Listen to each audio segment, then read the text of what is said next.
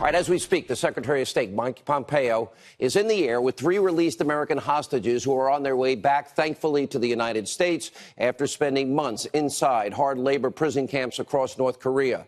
Now, this was a major diplomatic win for the president and the Trump administration, and a very important step forward for North Korea. And most importantly, 3 American lives, thankfully, were saved.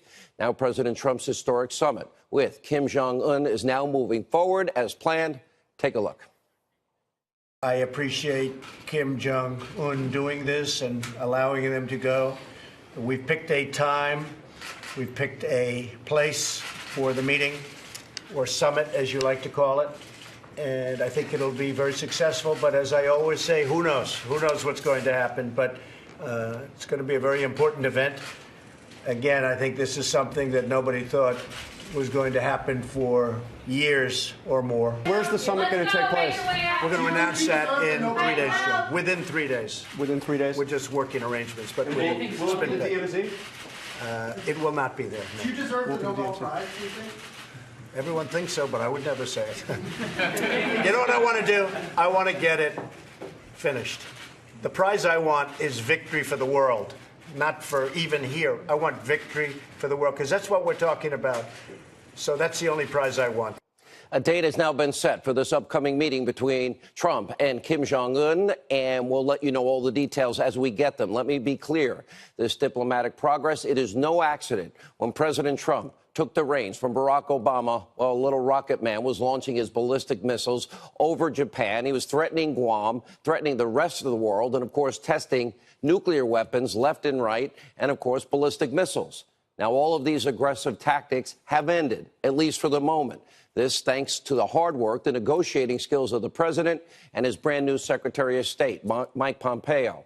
Now, after tightening sanctions, developing a strong relationship with the president of China, and threatening to introduce new tariffs, sending multiple carrier strike groups to the region, and berating Kim Jong-un on the world stage, the North Korean dictator is now limping to the negotiating table, and it's on the terms of the United States. But wait, hang on. Remember, just a few months ago, your media, your corrupt, destroy Trump media, was telling you that Donald Trump was leading us to a nuclear war with North Korea. Oh, how could they ever get something like that wrong?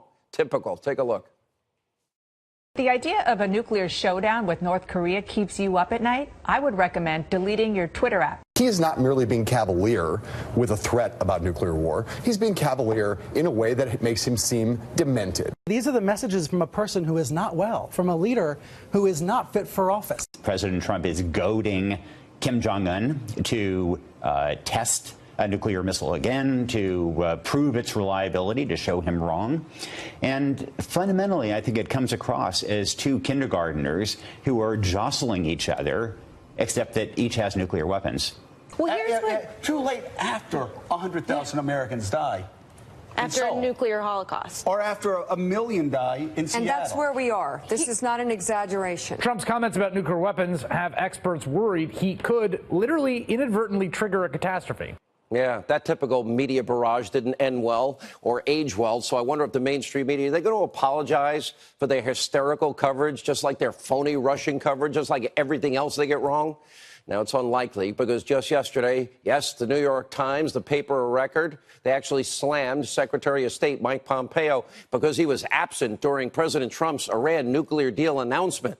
Well, then they found out he was actually in North Korea, rescuing and saving American hostages, something Barack Obama could never get done.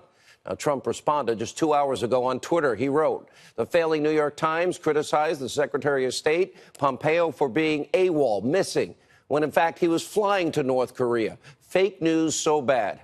Now, we're going to get back to the abusively biased media in just a moment. But first, we are also following very closely a developing situation inside of Iran. The IDF is reporting that Israel's Iron Dome was able to intercept multiple rockets that were fired by Iranian sources from a Syrian base. No injuries have been reported. I just got off the phone with a high-ranking Israeli official who has now confirmed to me that this was in response to Israel's military actions. And in fact, I have confirmation Israel tonight, not long ago, has retaliated We're going to have more on that in a moment with Colonel Oliver North. But first, yesterday, President Trump made the important decision to pull America out of that incredibly flawed Iranian nuclear deal. Now, in a few weeks, U.S. sanctions against Iran will be reinstated, likely squeezing this rogue nation economically. And essentially, Iran will now have less money to fund, let's see, their proxy wars in Syria, Iraq, and Yemen, their funding of terrorism around the world, their weapons systems that are aimed at Israel and other allies in the region. And, of course, the corrupt Islamist political leaders in Iran and the mullahs, oh, they're not taking this so well. You had petulant Iranian lawmakers yelling, once again, death to America from the parliament floor, and even burning an American flag, as you can see. In other words, a pretty normal Tuesday from the parliament in Tehran.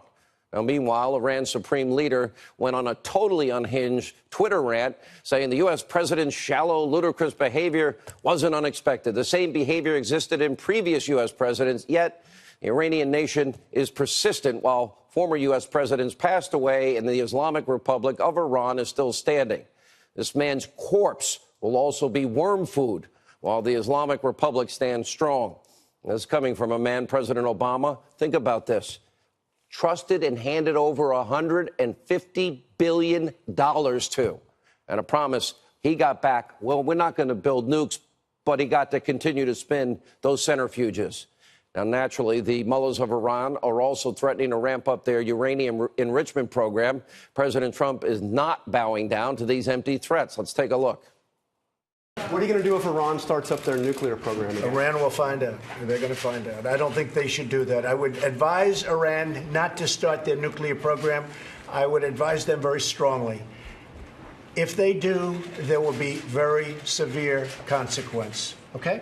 Now, sadly, Iran's morally corrupt political leaders aren't the only ones melting down over the president's decision. Yeah, your very own mainstream media, they are also in freak-out mode yet again.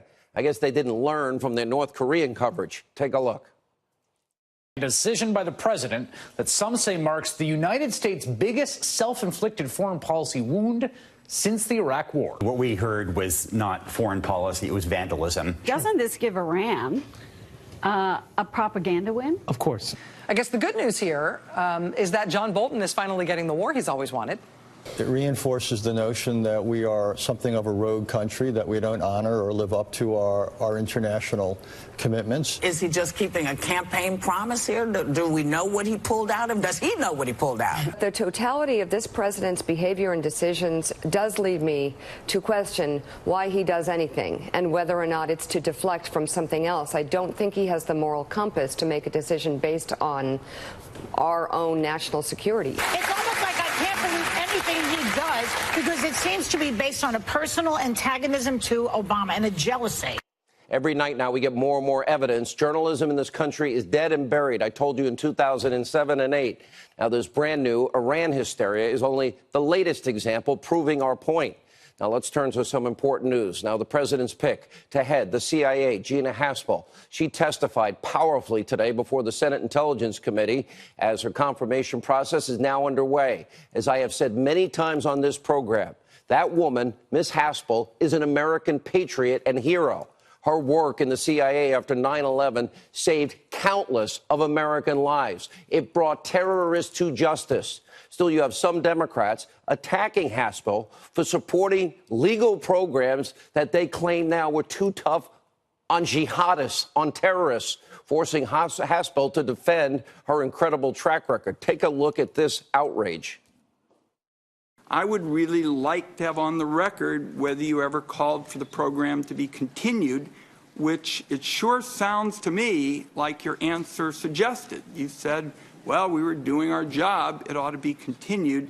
That troubles me very much. Let me say this about myself. After 9/11, I didn't look to go sit on the Swiss desk. I stepped up. I was not on the sidelines. I was on the front lines in the Cold War, and I was on the front lines in the fight against al-Qaeda. Very simple. You have an operations officer who is captured. He's being waterboarded. I've asked you very simply, would you determine that to be immoral and something that should never be done, condoned in any way, shape, or form? Your response seems to be that civilized nations don't do it, but uncivilized nations do it, or uncivilized groups do it. The United States does it. A civilized nation was doing it until it was outlawed by this Congress. Senator, I would never obviously support inhumane treatment of any CIA officers. We've lost CIA officers over the years to terrorists. I just gave an example. Khalid Sheikh Mohammed personally killed a Wall Street Journal correspondent and filmed that. I don't think there's any comparison between CIA officers serving their country, adhering to U.S. law, and terrorists who, by their very definition, are not following anybody's law. And people need to look at that beheading. And by the way, only 3 people, including that man, were actually waterboarded under intense medical supervision. The New York Times reported last night that 9/11 mastermind, Khalid Sheikh Mohammed, asked a military judge to share information with the Intel Committee prior to Haspel's confirmation hearings. Really? We're going to let that guy give information? It is unbelievable, despicable. It's disgusting. 9/11-2001, we lost 3,000 Americans.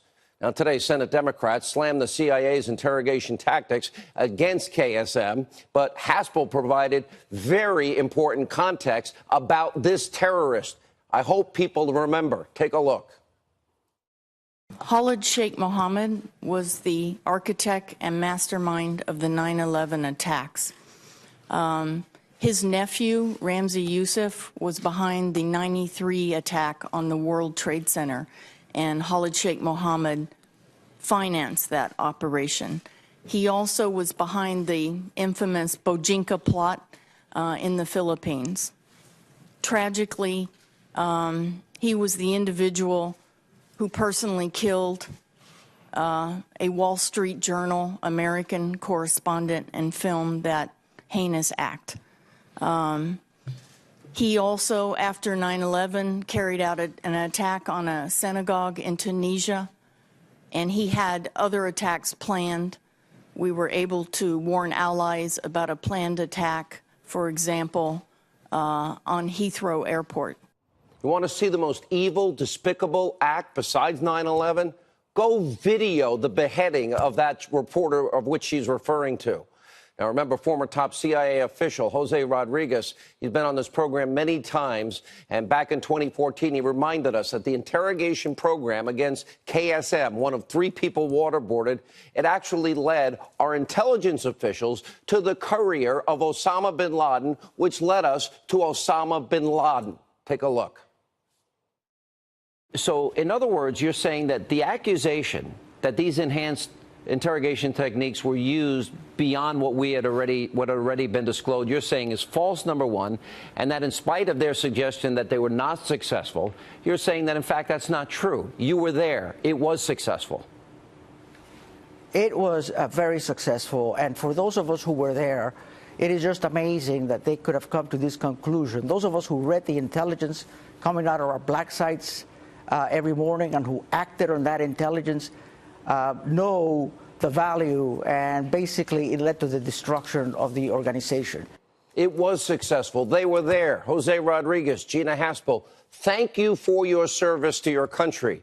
And America now needs you more than ever. It's high time for the U.S. Senate and these guys on their high horse after the fact to confirm your nomination. Finally tonight, more evidence that the deep state is crumbling. It has been 1 year since President Trump fired James Comey, on the recommendation in part of Rod Rosenstein, and it looks like he's longing for his days as America's top deep state arbiter. Now, Comey tweeted out a picture of himself, well, naturally, along with the caption, "Missing the people of the FBI today." Well, many that I talk to aren't missing him. Thank you for your commitment to the truth and for all you do for the good of the country, etc. Of course, Comey was fired for his less than truthful handling of the Clinton investigation, like when he lied about not writing the exoneration in May before interviewing Hillary Clinton in July and 17 other key people, or when he turned the other way as Clinton destroyed evidence, bleach bit, acid wash, deleting subpoenaed emails. And let's not forget, by the way, about Comey's FISA abuse, using Hillary's bought and paid for dirty dossier full of lies put together by a foreign national to lie to a FISA court judge to spy on a Trump campaign associate.